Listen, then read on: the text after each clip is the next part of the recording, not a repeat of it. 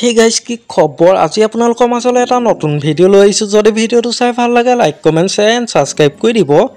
আজি মই আপোনালোকৰ মাজলৈ লৈ আহিছো বৰ্তমান ৰং চেনেলত সম্প্ৰচাৰিত হৈ থকা ফুটগদুলি ধাৰাবাহিকখনত পাইজাত চৰিত্ৰত অভিনয় কৰা অভিনেত্ৰী গৰাকী প্ৰকৃত পৰিচয় তেওঁ ঘৰ ক'ত তেওঁ কাৰ লগত প্ৰেমৰ সম্পৰ্কত আছে এই সকলোবোৰ জানিব পাৰিব আজি এই ভিডিওটোৰ জৰিয়তে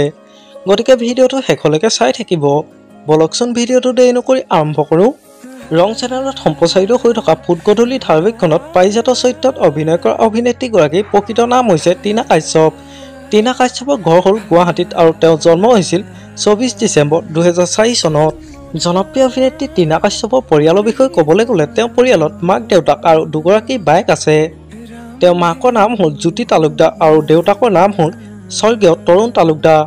আৰু বায়েক দুগৰাকীৰ নাম হ'ল বিউটি তালুকদাৰ আৰু সুইটি তালুকদাৰ জনপ্ৰিয় অভিনেত্ৰী টিনা কাশ্যপৰ শিক্ষাগত অৰ্হতাৰ বিষয়ে ক'বলৈ গ'লে তেওঁ স্কুল পঢ়িছিল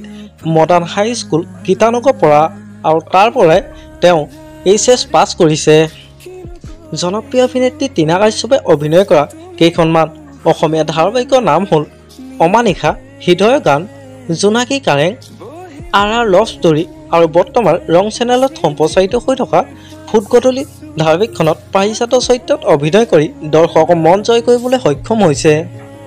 আপোনালোকে বাৰু ৰং টিভিত সম্প্ৰচাৰিত হৈ থকা ফুটগদুলি ধাৰাবাহিকখনত টিনা কাশ্যপৰ অভিনয় চাই কেনেকুৱা পাইছে তলত কমেণ্ট কৰি জনাবচোন আমাৰ আজি ভিডিওটো আছিল ইমানেই যদি ভিডিওটো চাই ভাল লাগিলে যিমান পাৰে শ্বেয়াৰ কৰি দিব আৰু নতুনকৈ চেনেলত কোনোবা আহিছে যদি সাবস্ক্ৰাইব কৰি ল'ব আজিলৈ বাই বাই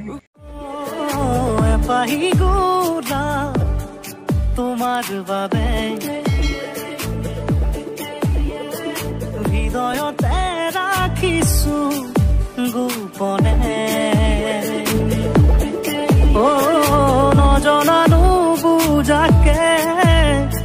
সুমানাহি বুকুতে ও ভাল পোৱাৰ শিহৰ